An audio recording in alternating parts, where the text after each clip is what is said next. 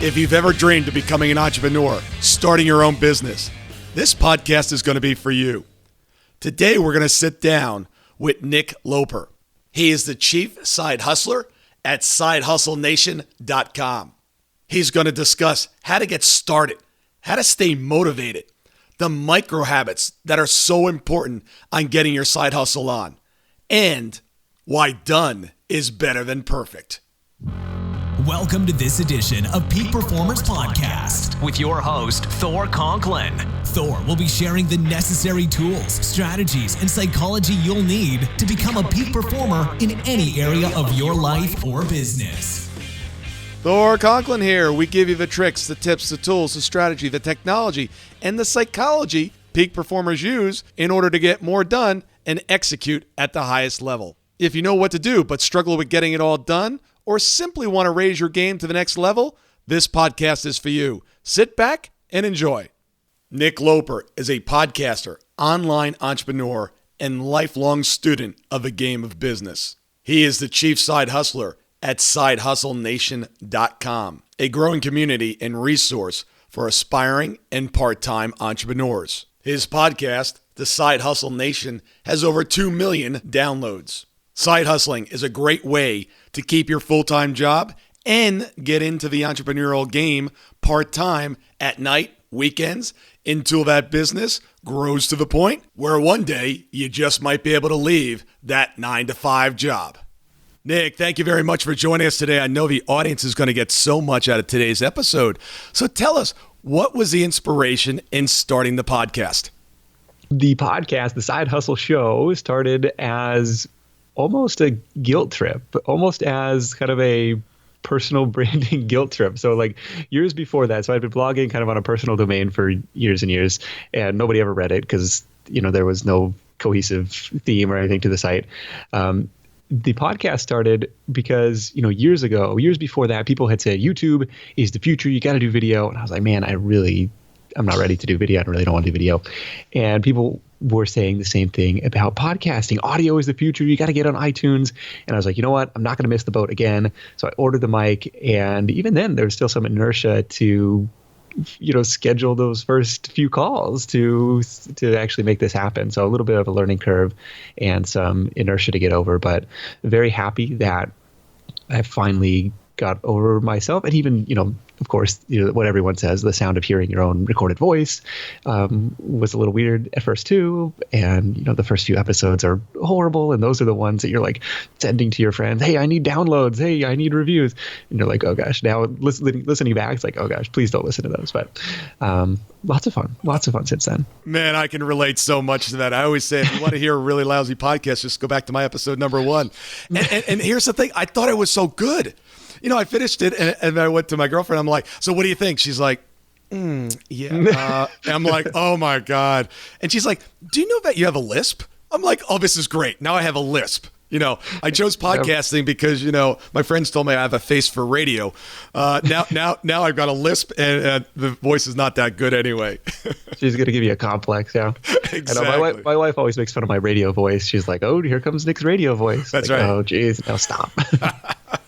You know, and it's funny because my voice will get very raspy at times, and speaking over and over again, it just the fluctuations between one episode versus the other. It's like it sounds like 3 different people. So give the audience some advice of what it's like to get started. And so many people come to me all the time and say, you know, you have a podcast. Help me out. Where do I start? What do I do? How do I get this whole thing going? What advice do you have for them?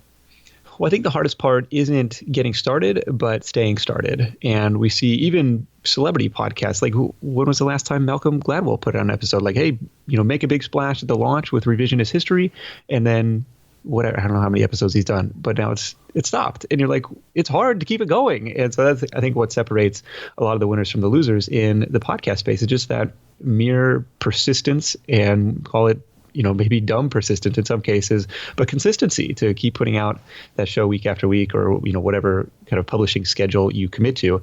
And the workaround to that, of course, is kind of the trendy thing now is calling it seasons. Okay, this is season 1.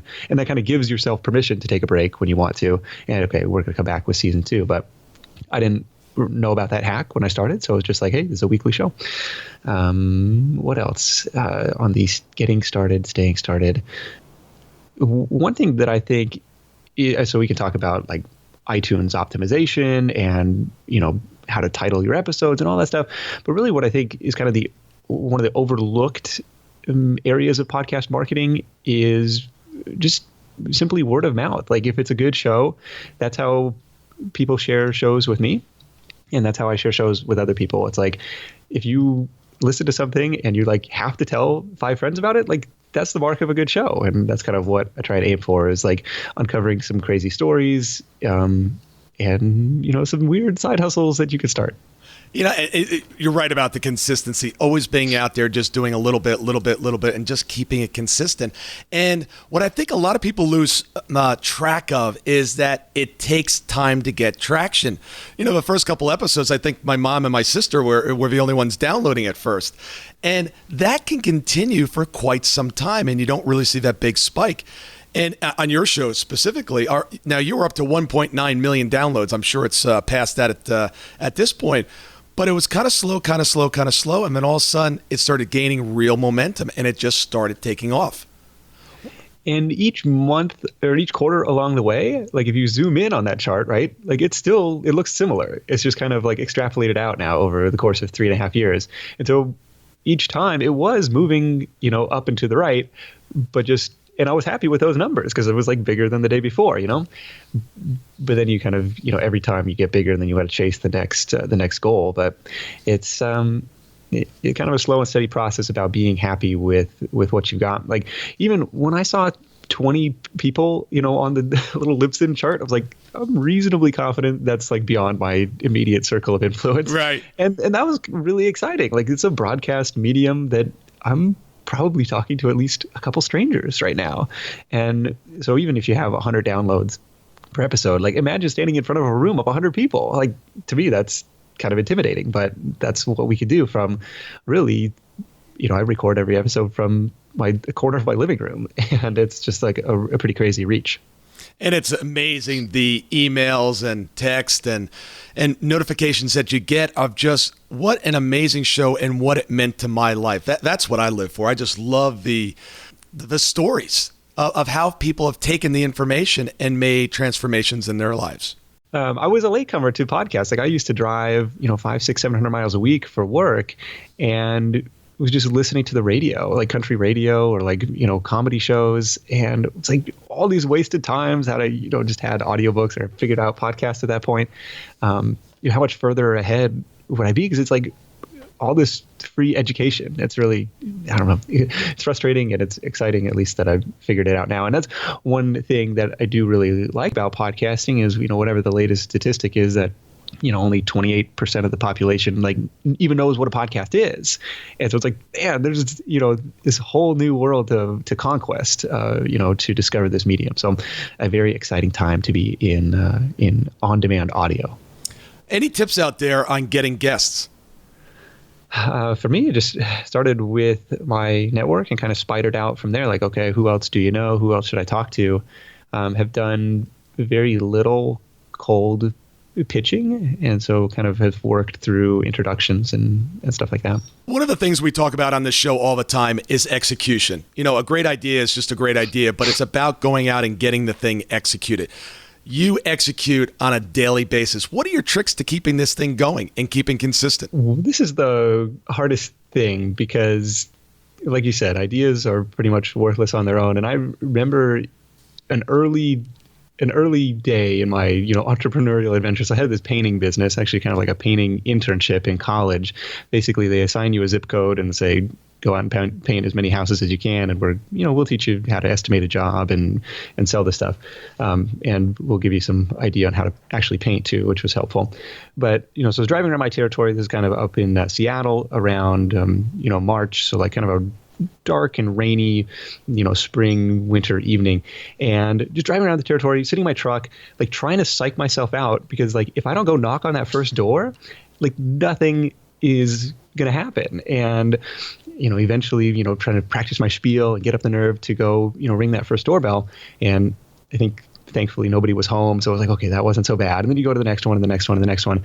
But it was that, realization, like you're going to have to be the one to make this happen. And I do the same thing in my business today. Like I'll write down these great ideas, put them on my to-do list, and a few days later, a week later, 2 weeks later, like, hey, why isn't anything getting done on this? And it's like, well, look, dummy, you got to be the one to drive this forward. You got to have to make this, get this thing started.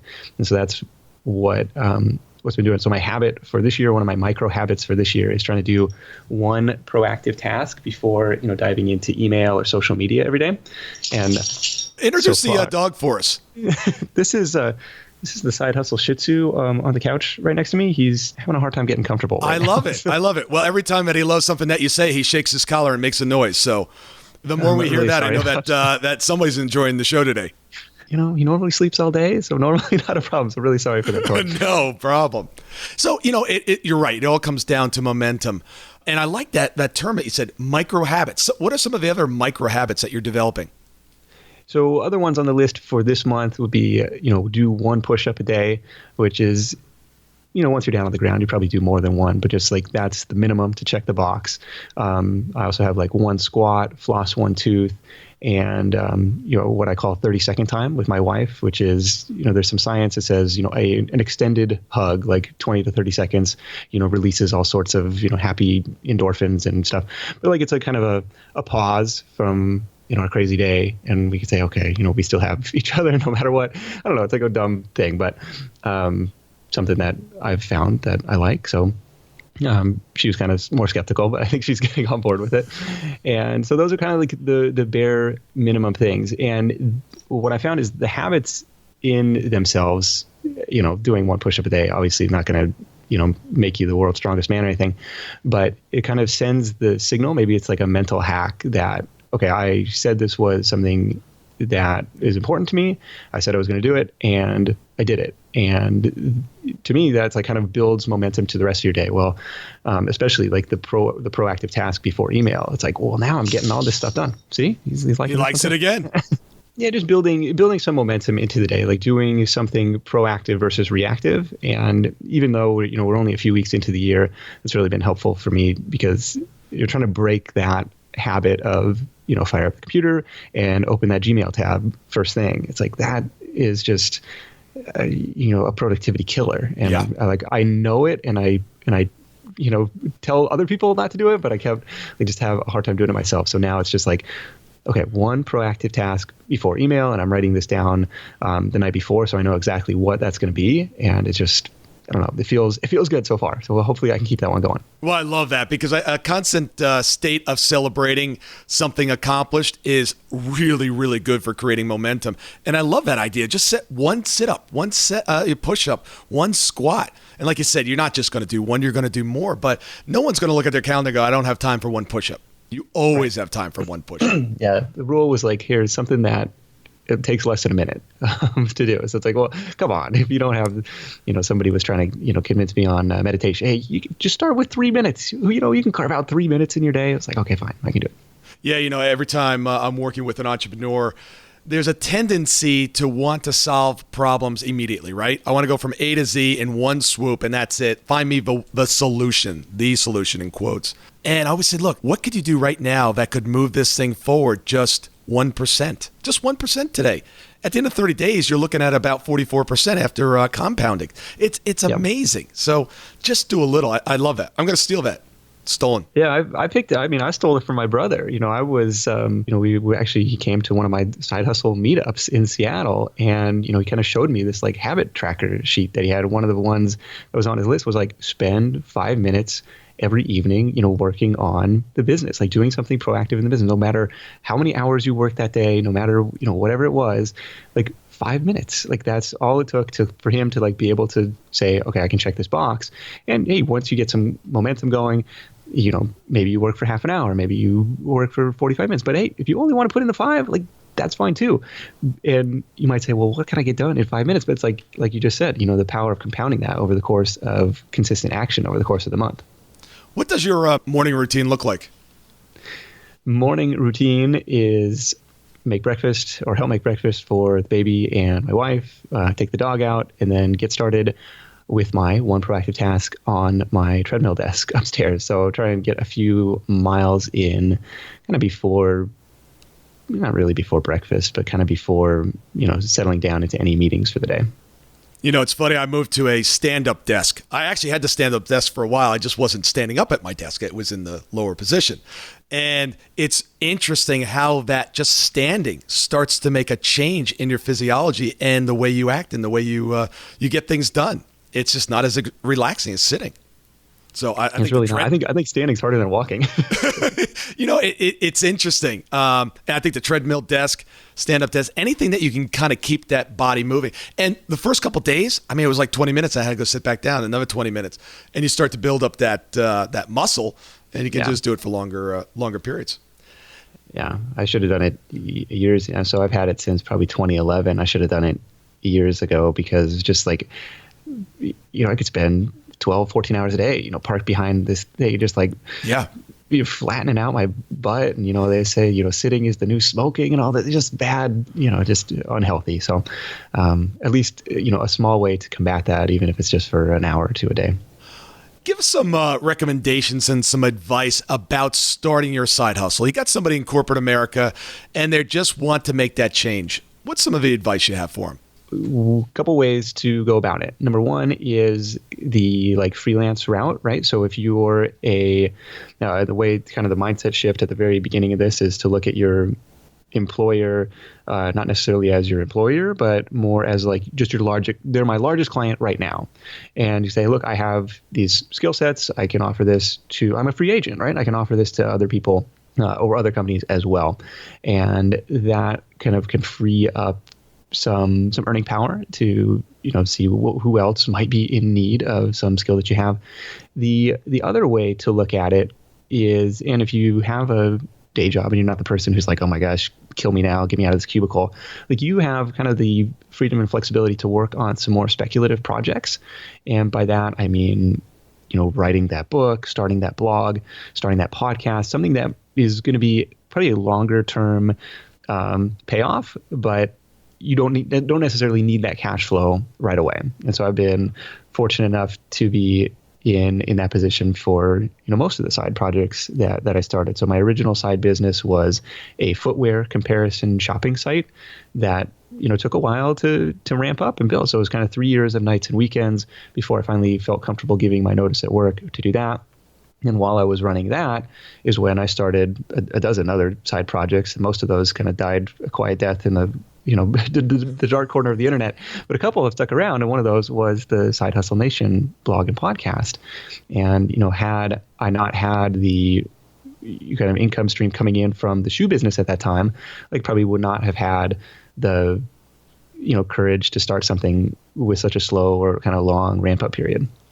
A lot of people want to set up the side gigs, and many times they've got 2, 3, 4, 5 different ideas.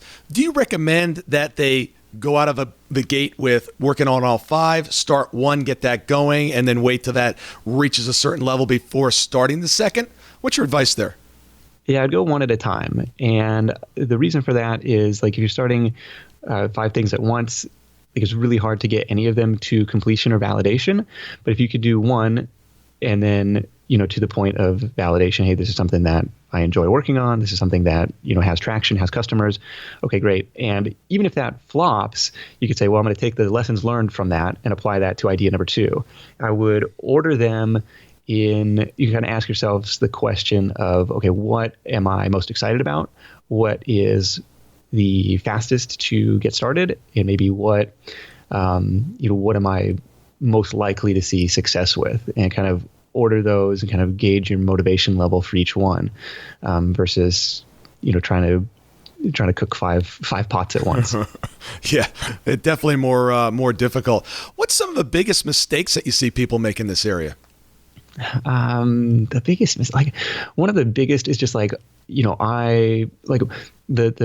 mythology of, well, my website is almost done, and just kind of just kicking the can down the road. Oh, I'm going to get a logo. I need business cards. I need all this stuff before you get started. It's well, maybe maybe the exception to that is if that's going to give you the confidence to go out and make a sale, if that's going to give you the confidence to be more public about it, like then fine. Like, okay, check those boxes. But, you don't need to spend $10,000 on, perfecting this website. Like a minimum viable product is going to be just fine to get started, because you can always change that stuff down the road. Once you have some momentum. It's funny. I even battle that with my creative team.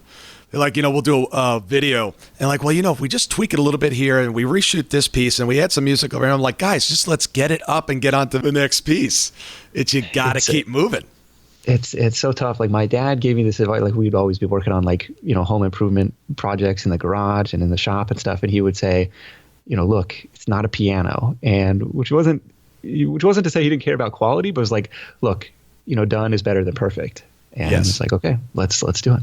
Yeah. And I still battle that issue, because you do want a quality product in the marketplace, but there's always something more that you can add to it. So I struggle with it. The team struggles with it. And I know many, many entrepreneurs do, but don't let it stop you. Just keep moving. Well, here's the thing on that, right? So you have, probably less than 3 seconds to make a first impression online. Like when somebody lands on your website, they're going to make a snap judgment. Hey, is this guy legit or not? The beauty of this is there are thousands of, free WordPress themes. Even like if you want to pay $50, you can get like beautiful looking themes that will instantly send that signal. Okay, this is a legit company. This is a legit website, without spending thousands of dollars and weeks and weeks and weeks on, custom development. Like the templates are out there and you kind of customize them to your need, and they're all free or very affordable.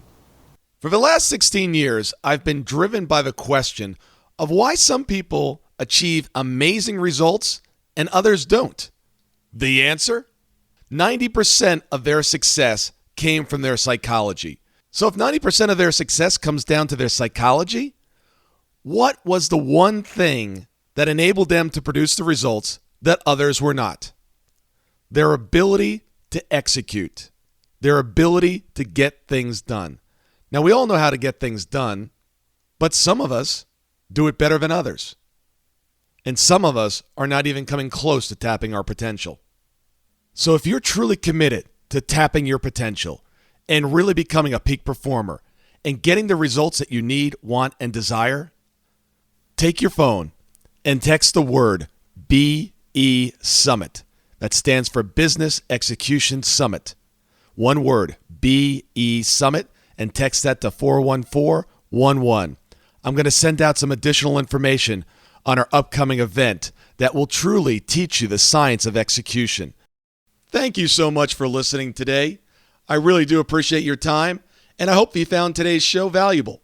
If you would like to receive these shows automatically to your phone or to your computer, simply go to iTunes and subscribe.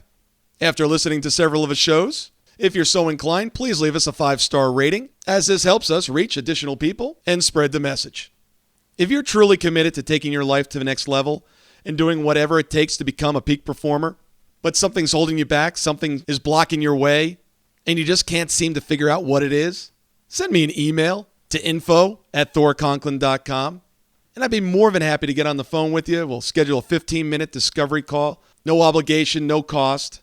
I absolutely love to hear from the listeners, and if there's something I can do to help, I'd be more than happy to do that.